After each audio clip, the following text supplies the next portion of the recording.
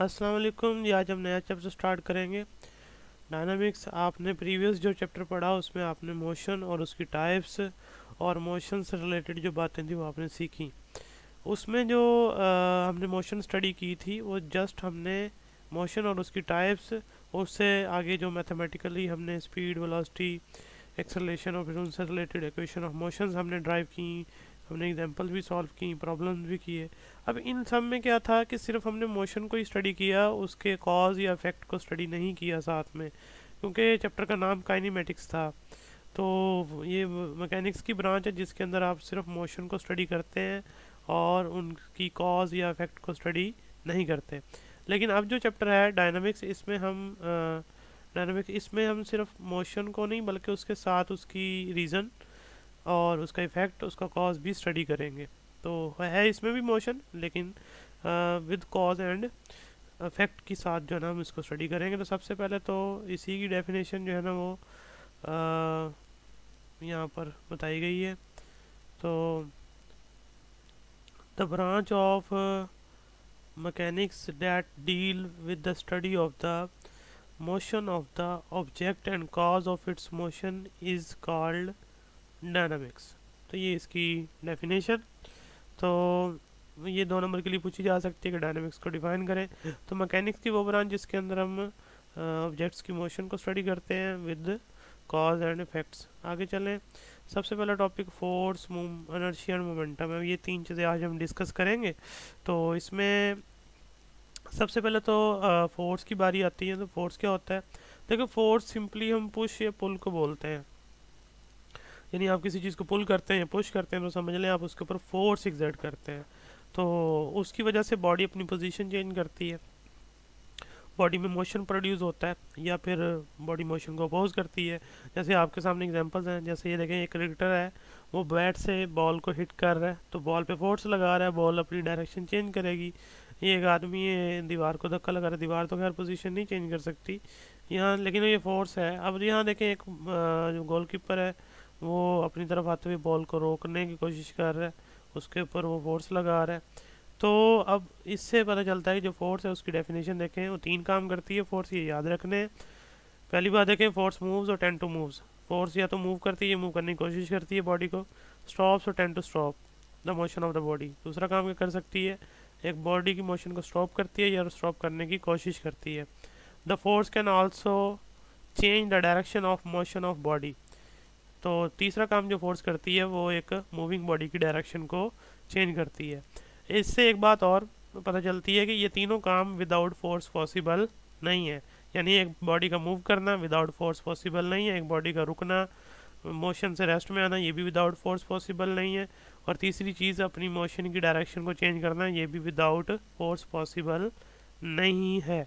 इसकी डेफिनेशन याद रखनी है। और इसकी एग्जांपल यहाँ पर देखें, पहली उसमें लाइन में लिखी हुई है एक example, we can open a door either by pushing और pulling it, ये वाली चीज़। या फिर एक यहाँ पर देख लें, goalkeeper need a force to stop a ball coming to him, ये वाली कर दें। ठीक है जी। तो ये 2 एग्जांपल्स हैं, काफ़ी हैं इसके लिए। तो क्योंकि सम टाइम वो डिफाइन के साथ एग्जांपल पूछ लेता है, तो आपने फिर उसमें ये इन 2 में से एक एग्जांपल आपने लिखनी होगी। तो फोर्स, अब आपने इसके बारे में वही 3 बातें याद रखनी है फोर्स के बारे में, कि फोर्स मोशन प्रोड्यूस करती है या कोशिश करती है, मोशन को अपोज करती है या उसी को अपोज करने की कोशिश करती है, और तीसरी बात ये कि फोर्स मूविंग बॉडी की डायरेक्शन को चेंज करती है। और ये भी माइंड में रखना है कि ये तीनों काम विदाउट फोर्स पॉसिबल नहीं है। तो मैं इसलिए बार बार कह रहा हूँ क्योंकि आगे चल के पूरे चैप्टर में ये कॉन्सेप्ट यूज़ होगा। तो अगर आपका ये कॉन्सेप्ट क्लियर रहेगा तो डेफिनेटली प्रॉब्लम नहीं आएगी। आगे चलें, नेक्स्ट टॉपिक इसका छोटा सा इनर्शिया। अब इनर्शिया जो है वो क्या होता है? देखें, ये एक मैटर की प्रॉपर्टी है कि वो अपनी स्टेट में चेंज को अपोज करता है। यानी एक मैटर, कोई भी बॉडी है, वो अगर स्टेट ऑफ रेस्ट में है, आप उसकी स्टेट चेंज करने की कोशिश करेंगे, वो उसको अपोज करेगा, या एक स्टेट ऑफ मोशन में है, उसे रेस्ट में लाने की कोशिश करेंगे, वो भी उसको अपोज करेगा। तो ये प्रॉपर्टी जो है वो मैटर के मास पे डिपेंडेंट है। ऑब्जेक्ट का मास ज़्यादा होगा, उसके पास ये वाली प्रॉपर्टी ज़्यादा होगी, यानी उसकी जो अपोजिंग फैक्टर वो ज़्यादा होगा। अगर ज़ाहिर सी बात है मास कम हुआ तो ये अपोजिंग वेक्टर कम होगा। तो इसकी डेफिनेशन देखें सबसे पहले तो, inertia of a body is its property due to which it resist any change in its state of rest और मोशन। यानी इनर्शिया जो है एक बॉडी की वो प्रॉपर्टी जिसकी वजह से वो रेजिस्ट करता है, यानी अपोज करता है any change in its state of rest और मोशन, चाहे वो स्टेट ऑफ रेस्ट में चेंज लेके आए या फिर मोशन में लेके आए। अब ये सबसे पहले गैलीलियो ने जो है ना वो डिस्कवर किया था, ऑब्जर्व किया था कि जो लाइट ऑब्जेक्ट्स हैं, यानी जो हल्के ऑब्जेक्ट हैं उनको मूव करवाना आसान है, उनको रोकना आसान है, जबकि जो हैवी ऑब्जेक्ट्स हैं उनको मूव करवाना भी मुश्किल है और फिर रोकना भी मुश्किल है। उसके बाद न्यूटन ने यहाँ ना इसका कंक्लूड यूँ किया था कि एवरीबॉडी जो है वो रेजिस्ट करती है चेंज इन स्टेट को, change in state of rest को या फिर यूनिफॉर्म मोशन को इन स्ट्रेट लाइन। तो वो उसने इस प्रॉपर्टी को जो है ना मैटर की प्रॉपर्टी को कहा था इनर्शिया, और फिर उसने ही जो है ना इसको रिलेट किया था मास के साथ। मतलब न्यूटन ने ही बताया था कि अगर बॉडी का मास ज़्यादा होगा तो इनर्शिया भी ज़्यादा होगा, अगर मास कम होगा तो इनर्शिया भी कम होगा। समटाइम क्वेश्चन में आ जाता है कि define inertia and how it is related to its mass of the body. तो फिर आपने ये लाइन लिखनी होगी, यानी कि inertia of the body depends on the mass, greater is the mass of the body greater is its inertia. तो ये आपने यहाँ से यहाँ तक ये 7 मार्क भी करना है, क्योंकि ये समटाइम लॉन्ग क्वेश्चन में आता है। तो अगले टॉपिक मोमेंटम के साथ जुड़ के फिर आपने सिर्फ डेफिनेशन नहीं लिखनी, बल्कि ये वाली जो 3-4 लाइनें ये भी साथ में लिखनी है। अब ये छोटी सी एक्टिविटी की हुई है, ये देख लें। इसमें ये बताया हुआ है कि देखें एक गिलास है, ये आप घर पे भी कर सकते हैं, लेकिन शीशे का गिलास जो है ना वो तोड़ना नहीं है, फिर मार पड़ेगी आपको। तो शीशे का एक गिलास लें, उसके ऊपर ये कार्डबोर्ड रखें, यानी गत्ता सा रख लें, कार्ड जो जैसे रजिस्टर का जो बाहर वाला होता है उस तरह का, उसके ऊपर एक कॉइन रख लें। अब आप अपनी फिंगर से ना पुश दें जो है ना वो उसको कार्ड को, और तेज़ी से पुश देना है कार्ड को।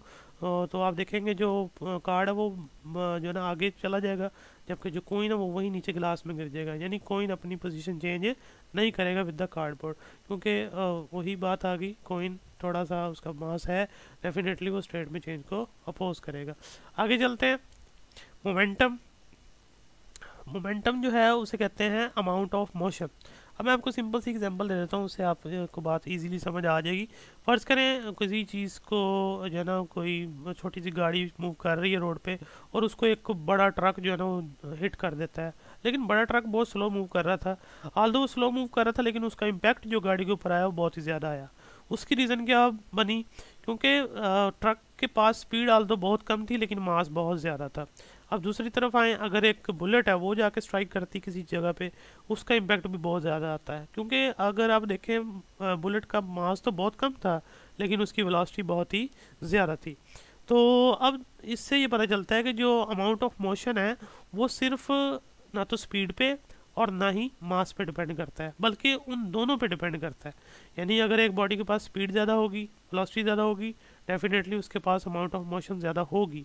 अगर एक चीज़ के पास वेलोसिटी ज़्यादा नहीं भी है लेकिन मास ज़्यादा है, तो फिर भी उसके पास अमाउंट ऑफ मोशन ज़्यादा होगी। ठीक है जी। तो इस सिचुएशन को हम जो है ना मोमेंटम के नाम से एक्सप्लेन करते हैं। वो जो मैं बार बार बोल रहा हूँ अमाउंट ऑफ मोशन, उसे मोमेंटम कहते हैं। तो momentum of a body is the quantity of motion it possesses due to its mass and velocity. यानी मोमेंटम जो है एक बॉडी की क्वांटिटी है जिसकी वजह से यानी वो किस वजह से है? मास और वेलोसिटी की वजह से है। मोमेंटम को पी से डिनोट करते हैं, और वो प्रोडक्ट के बराबर होता है मास एंड वेलोसिटी के, P is equal to mv। अब इसमें मास तो स्केलर क्वांटिटी है, लेकिन जो वेलोसिटी है वो वेक्टर क्वांटिटी है, तो मोमेंटम भी वेक्टर क्वांटिटी ही होगा। और दूसरा जो डायरेक्शन वेलोसिटी की होगी वही मोमेंटम की होगी, और मोमेंटम एक वेक्टर क्वांटिटी है। इसका ऐसा यूनिट देखिए, मास का यूनिट किलोग्राम होता है, वही आ गया, और वेलोसिटी का यूनिट मीटर पर सेकंड होता है, वो उसकी जगह आ गया। तो यूनिट बन गया किलोग्राम मीटर पर सेकंड। इसका एक और यूनिट भी होता है न्यूटन सेकंड, वो आगे चल के जब आप और टॉपिक पढ़ेंगे वहाँ पर आपको मिल जाएगा, और इसका इक्विवेलेंट होगा वो। तो ये 3 बातें थी, डेफिनेशन ये याद रखनी, बल्कि 4 पहली चैप्टर के नाम की भी डेफिनेशन है, डायनामिक्स। ये 4 डेफिनेशन आपने तैयार करनी है अच्छी तरह, क्योंकि ये शॉर्ट क्वेश्चन में पूछी जाती हैं। और एक दफ़ा तो ये इनर्शिया और ये जो मोमेंटम है इनको मिला के एक लॉन्ग क्वेश्चन भी बना था। 4 नंबर के लिए लॉन्ग बनता है यहाँ पे, तो इस तरह छोटा सा लॉन्ग बनाया जा सकता है। तो ये चीज़ आपने तैयार करनी है। अगर कोई बात ना समझ आए तो आप कमेंट कर सकते हैं, वैसे पूछ सकते हैं, या फिर लाइव सेशन के अंदर भी पूछ सकते हैं। तो नेक्स्ट लेक्चर में इंशाल्लाह लॉज ऑफ मोशन स्टार्ट करेंगे। तो टिल देन टेक